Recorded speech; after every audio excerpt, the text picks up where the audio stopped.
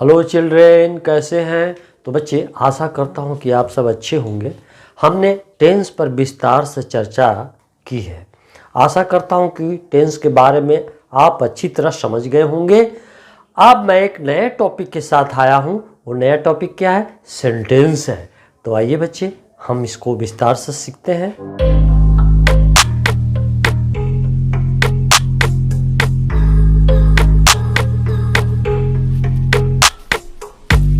तो बच्चे, हम सेंटेंस के बारे में जानते हैं, समझते हैं। तो आइए हम इन्हें उदाहरणों से समझते हैं। तो देखिए बच्चे, ये क्या है? टू एक वर्ड है, गोइंग ये भी एक वर्ड है, स्कूल एक वर्ड है, ईज भी वर्ड है और राम भी वर्ड है। लेकिन इन सबों को अगर एक साथ मिला के करें तो कोई अर्थ निकल रहा है क्या? कुछ अर्थ नहीं। जा रहा है, स्कूल है, राम, तो कोई अर्थ नहीं निकल रहा है। इन शब्दों का अगर आपस में मिलाते हैं तो कोई अर्थ नहीं निकल रहा है। फिर देखिए यहाँ, ए ब्रदर माई टीचर इज, एक भाई मेरा शिक्षक है। उतना अच्छा नहीं लग रहा है एकदम, बिल्कुल। इसमें कितने वर्ड हैं? 1 2 3 4 5, लेकिन इसका सही कोई सेंस नहीं दे रहा है। शब्दों का झुंड तो है, हौच पौच है। फिर देखिए, वर्किंग आर वी, काम कर रहे हैं हम लोग। मतलब अर्थ नहीं निकल रहा है। लेकिन इसी को हम अगर सजा दें, ढंग से सजा दें, तो कैसे ये अर्थ देने लगेगा? अब यहाँ देखिए, यहाँ अगर हम लिखें राम, यहाँ देखिए राम को यहाँ ले आए, राम। इसके बाद ईज को यहाँ ले आए, तो फिर यहाँ पर रख दे। फिर आगे गोइंग को यहाँ ले आकर के रखे तो राम इज गोइंग हो गया, और टू को यहाँ रखे तब यहाँ टू हो गया। अब स्कूल को हम यहाँ रख दे तब क्या बन गया? Ram is going to school, Ram school जा रहा है। अब फिर आगे देखिए, यहाँ माई को यहाँ रख दे, फिर ब्रदर को यहाँ रख दे, फिर इसके बाद ईज को यहाँ रखे और ए को यहाँ रखे और टीचर को यहाँ रख दे, तब क्या बन गया? My brother is a teacher, मेरा भाई शिक्षक है।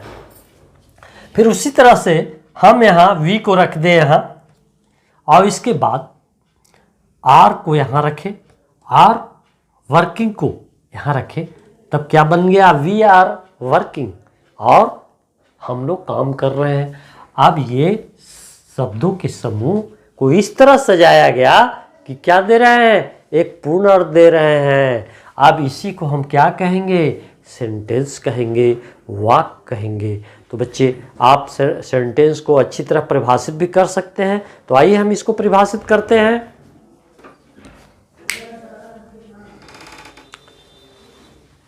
Children, I want to rub. तो बच्चे, आप उदाहरणों से अच्छी तरह समझ गए होंगे कि सेंटेंस क्या होता है। यानी सेंटेंस केवल शब्दों के समूह से नहीं बनता, बल्कि अगर शब्दों का समूह कुछ अर्थ देने लगे, पूर्ण अर्थ देने लगे, तो वो सेंटेंस हो जाता है। तो व्हाट इज सेंटेंस? आइए इसको हम परिभाषित करते हैं। A group of words which gives a complete sense is called sentence. यानी शब्दों का ऐसा समूह जो पूर्ण अर्थ देवे, तो उसी को हम सेंटेंस कहते हैं। हिंदी में इसको वाक्य कहते हैं। हम और कुछ उदाहरण ले लेते हैं तो समझते हैं, देखते हैं। Ram reads a book, Ram एक किताब पढ़ता है। यहाँ देखिए तो राम क्या है? एक वर्ड है, लेकिन ये सब्जेक्ट है। उसके बाद क्या आया? वर्ब आया, और उसके बाद अन्य वर्ड आएंगे, अन्य। यानी सेंटेंस में सब्जेक्ट और उसके तुरंत बाद वर्ब होना चाहिए इंग्लिश में, और उसके बाद अन्य वर्ड आता है तो आवे, जैसे ऑब्जेक्ट या और भी कोई कॉम्प्लीमेंट आ सकते हैं। यहाँ देखिए, रहीम इज ईटिंग आ मैंगो, रहीम आम खा रहा है। यहाँ तो देख रहे हैं कई शब्द हैं, लेकिन इस तरह से सजाया जा रहा है या सजाया गया है कि इनका पूर्ण अर्थ निकलने लगा है। देखिए रहीम यहाँ सब्जेक्ट है। सब्जेक्ट क्या है भाई? आप अच्छी तरह पहले से जानते हैं कि जो काम कर रहा है वो सब्जेक्ट है, और इज और ईटिंग वर्ब है। इज तो आप जानते हैं यहाँ सहायक वर्ब है, हेल्पिंग वर्ब है, ऑक्सिलरी वर्ब है, और ईटिंग मेन वर्ब है। ये वर्ब का रहना सब्जेक्ट के बाद जरूरी है। इसके बाद अन्य वर्ड आया या मैंगो, तो ये पूर्ण अर्थ दे रहा है।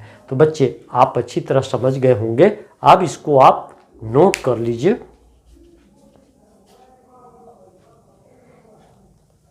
Children I want to run.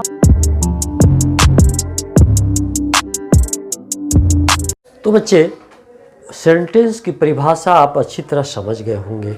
अब आइए सेंटेंस को थोड़ा अध्ययन करिए। देखिए यहाँ पर कुछ सेंटेंस दिए हुए हैं, तो इस पर विचार करिए। राधा इज डांसिंग, राधा नाच रही है। इसमें देख रहे हैं ना, समान रूप से कहा गया है, इंफॉर्मेशन दिया जा रहा है कि राधा नाच रही है, एक कथन कहा जा रहा है। इसमें देखिए एक सब्जेक्ट है, वर्ब है, और अंत में फुल स्टॉप है। तो अब आप देख लीजिए कि ऐसे सेंटेंस को क्या कह सकते हैं। आप सोचिए, समझिए, ऐसे सेंटेंस को हम क्या कह सकते हैं, जानने की जरूरत है। असर्टिव सेंटेंस कह सकते हैं, स्टेटमेंट कह सकते हैं, या डिक्लेरेटिव सेंटेंस भी कहते हैं उसको। फिर देखिए अब यहाँ व्हाट इज योर नेम, यहाँ क्या किया जा रहा है, इस वाक्य से क्या व्यक्त हो रहा है। तो ये व्यक्त यही कर रहा है कि आपका नाम क्या है, यानी प्रश्न पूछा जा रहा है। तो इस प्रकार के सेंटेंस को हम किस प्रकार के सेंटेंस कहेंगे? इंट्रोगेटिव कहेंगे अथवा क्वेश्चन कहेंगे। अब यहाँ देखिए तो bring a glass of water, ये क्या कर रहा है? यहाँ तो सब्जेक्ट गायब है, वर्ब आया और उसके बाद अन्य वर्ड आए, और ये बता रहा है कि एक गिलास पानी लाओ, यानी आदेश दे रहा है। इस प्रकार का सेंटेंस है। तो ऐसे सेंटेंस को इंपरेटिव या कमांड कहते हैं। अब देखिए ये कह रहा है बड़ी खुश है कोई व्यक्ति, और इस तरह के शब्द निकाल रहा है, मे यू लिव लॉन्ग, यानी तुम दीर्घजीवी हो। यहाँ आशीर्वाद दे रहा है, ब्लेसिंग कर रहा है। तो इस प्रकार के सेंटेंस भी एक ऑप्टेटिव सेंटेंस कहलाएगा। फिर देखिए यहाँ कर रहा है what a beautiful seen it is, कितना सुंदर दृश्य है यह, यानी यह बहुत सुंदर दृश्य है। यहाँ क्या हो रहा है? सरप्राइज व्यक्त किया जा रहा है, स्ट्रॉन्ग इमोशन व्यक्त किया जा रहा है। उसमें क्या है? सरप्राइज व्यक्त कर रहा है। तो आपने देखा कि ऐसे व्यक्त करने वाले को एक्सक्लेमेटरी सेंटेंस कहेंगे।